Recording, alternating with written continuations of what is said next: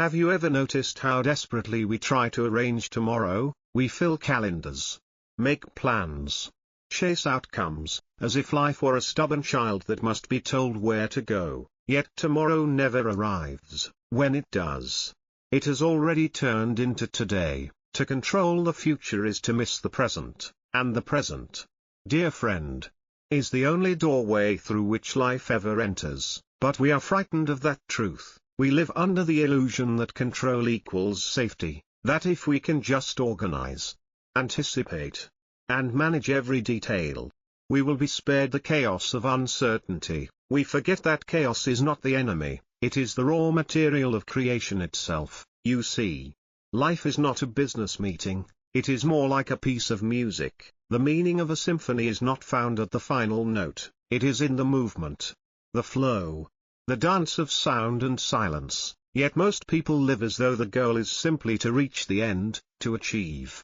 to win, to secure something that never really needed securing. Imagine watching a dancer. The beauty is not in her arriving somewhere, but in her movement, graceful, spontaneous, alive. When she tries to reach a fixed destination, she ceases to dance and begins to stumble. Likewise, when we try to make life go where we want it to go, we cease to live and begin to struggle. Control is a subtle form of fear. It is the mind's refusal to trust the rhythm of existence, and yet, the more we clutch at life, the more it slips through our fingers. You cannot hold water in a clenched fist. We think we are managing time, but time is managing us. Our obsession with the future is nothing but a refusal to inhabit the present. We say, one day I'll relax, or after this, I'll be happy, but when that one day arrives, we have already invented another. The future is a mirage created by memory and imagination.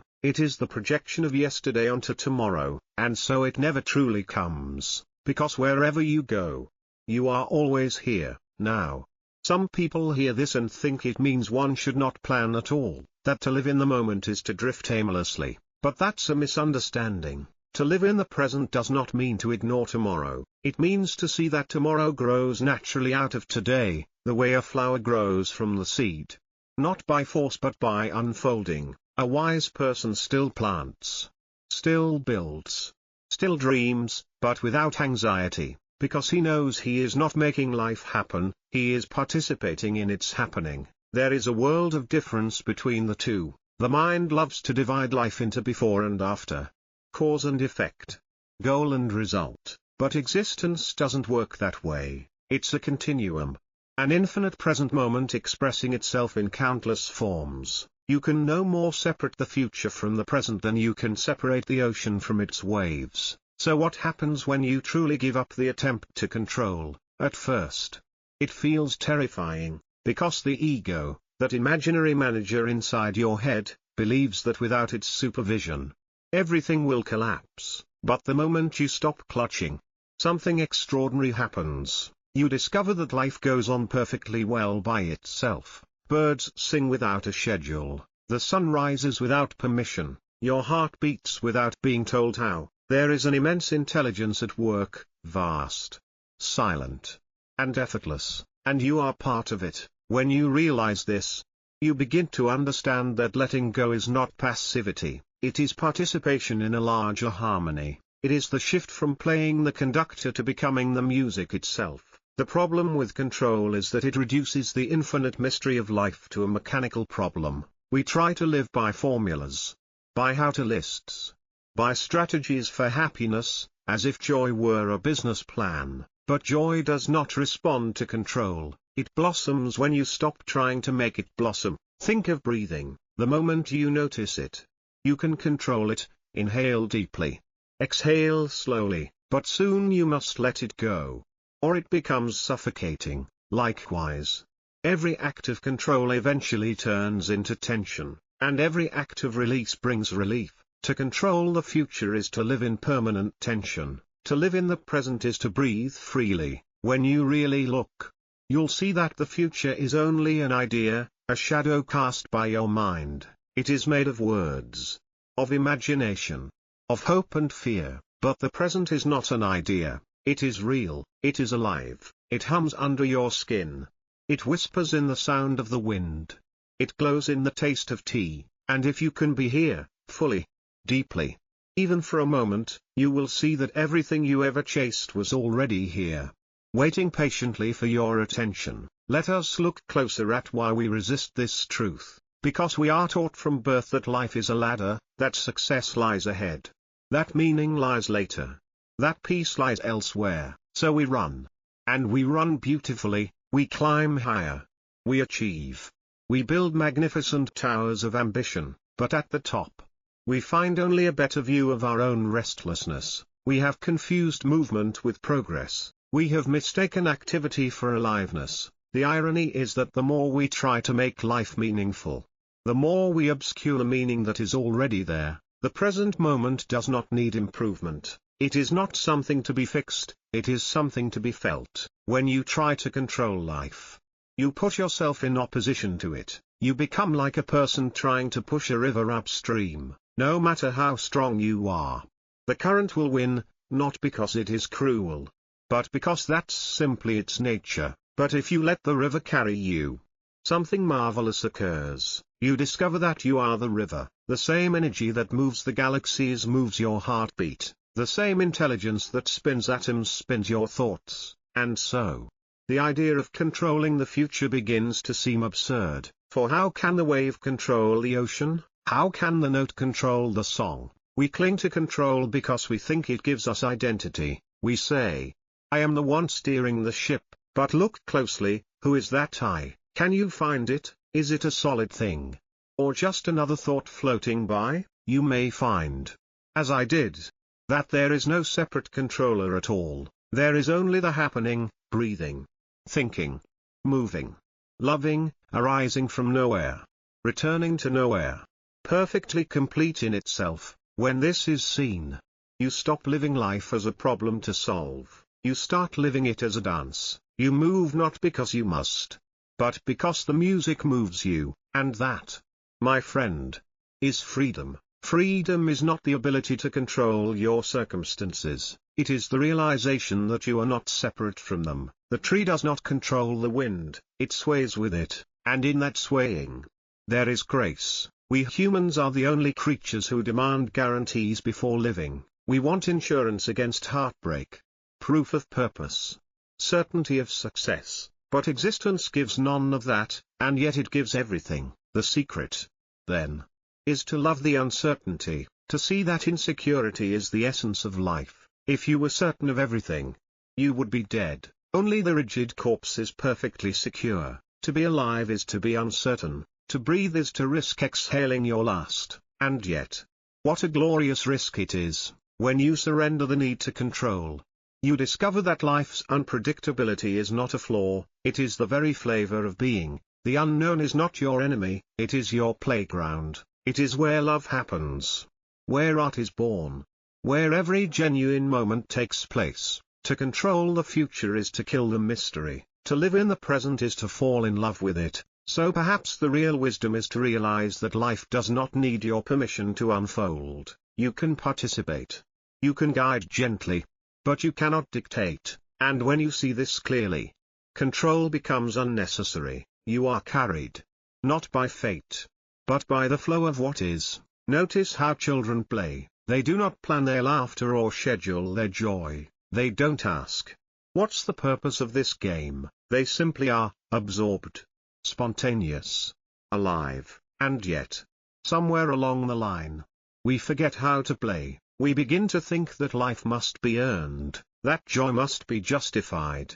We trade wonder for worry. We start to live later. The tragedy of control is that it steals your participation in the miracle of now. You become a manager of moments instead of a lover of them. You are forever editing, predicting, optimizing, too busy calculating the next step to hear the music that's already playing. But existence is not a problem to solve, it is a gift to receive. And when you stop treating the present as a waiting room for the future, you realize that this is the moment you were waiting for. Control is rooted in fear, the fear that if you don't hold on, you'll fall apart. But here's the great cosmic joke, you're already falling. You've been falling since birth. through time and change, through love and loss, and what keeps you alive is not your grip, but the graceful surrender to the fall itself. To live without control is to trust that the ground will appear beneath your feet as you walk, that the next breath will come, even if you don't command it, that the path reveals itself when you stop demanding to see the entire map. Do you see how extraordinary that is? Every moment is a small miracle of coordination, clouds drifting, hearts beating, thoughts arising, stars burning millions of miles away, all without a single central command. Life is self-ordering. You are not running the show, you never were, you may say. But surely, I must take responsibility. I must plan, prepare, protect myself. Of course, you still lock your door. You still plant your seeds. You still steer your car, but the difference is in the spirit of it. When action arises from trust, not fear, it has a certain lightness to it. You act because it feels natural. Not because you're terrified of what will happen if you don't. The world is not against you, it simply is. It moves according to laws deeper than our plans, the pulse of existence itself, and to align with that rhythm, you must stop trying to outthink it. Have you noticed how, when you stop forcing something, it often begins to flow? When you stop overreaching for words, they come. When you stop searching for love, it finds you. When you stop demanding answers, life reveals them, softly, in its own time. This is not mystical poetry, it's observation. Every attempt to dominate life ends in fatigue. Every surrender to it ends in peace. We often confuse surrender with giving up, but to surrender is not to collapse, it is to participate. It's not saying, I won't swim, it's saying, I'll swim with the current. And this, you see, is the paradox at the heart of awakening. The more you let go of control, the more in control you feel, because you realize you were never separate from the flow, you were the flow pretending to be a swimmer. To control the future is like trying to freeze the ocean. You end up with ice, brittle, lifeless, still. But to trust the flow is to sail, unpredictable, yes, but alive. When you live like this, time itself begins to soften. You no longer chase minutes or dread years, you find eternity in the ordinary. You discover that now is not a slice of time between past and future, it is the whole thing. Time happens in now, not the other way around. When you drink tea, drink it. When you walk, walk. When you listen, listen. Each act becomes complete in itself, no longer a stepping stone towards something else, and so, strangely, you become more effective, not less, because your attention is no longer divided. You're not half here and half in tomorrow's meeting, you are fully engaged, and therefore, fully alive. The irony is that the future takes better care of itself when you stop worrying about it, for what you call tomorrow is simply today's consequence. If this moment is lived with awareness, the next will flower naturally. There's no need to drag it out of the soil. It's like a gardener who waters the roots instead of painting the leaves. When you take care of the present, the future blooms on its own. This, I think, is what it means to live wisely, not to renounce planning, but to renounce panic, not to abandon effort, but to abandon fear. There's an old Zen saying, sitting quietly, doing nothing, spring comes, and the grass grows by itself. That is not laziness, it is insight into the nature of being. The grass does not strain to grow, it grows because it is its nature to do so, and when you are in harmony with life, you act the same way. Most of our suffering comes from resistance, from wishing things were different than they are. We want certainty, and life offers movement. We want permanence, and life offers change. We want control, and life offers relationship. But relationship, by definition, involves mutual influence. You can guide a river bank, but you cannot dictate the river's flow. You can nurture a child, but you cannot own its destiny. You can love a person, but you cannot possess their soul. Once you see this clearly, love becomes something altogether different. It stops being a contract of control and becomes a dance of trust. You don't cling to your partner out of fear they'll leave. You join them in movement. knowing that the beauty lies in the motion itself. Likewise, life's beauty lies in its impermanence. The flower is lovely because it fades, the song is moving because it ends. To try to freeze beauty is to kill it, to try to control life is to stop living, and yet, paradoxically, when you stop clutching at permanence, life gives you a taste of eternity, not the eternity of duration, but of depth. A single breath, fully lived, contains more life than 1,000 anxious tomorrows. This is why, when you meditate, when you simply sit and allow the moment to be, you begin to notice the texture of now, the hum of the room, the pulse in your fingers, the quiet presence that underlies all movement. You begin to sense that the present is not fragile, it is infinite. When you enter it deeply, you are no longer a person in time, you are awareness itself, vast, timeless, uncontained. The waves of thought may rise and fall, but the ocean beneath remains untouched. That is the freedom you have been seeking, not control over the storm, but peace within it. Life will continue to surprise you, sometimes delightfully, sometimes painfully, but when you are anchored in the present, even pain becomes sacred. You see it as part of the play. The way shadows give shape to light, you learn to say yes to what is.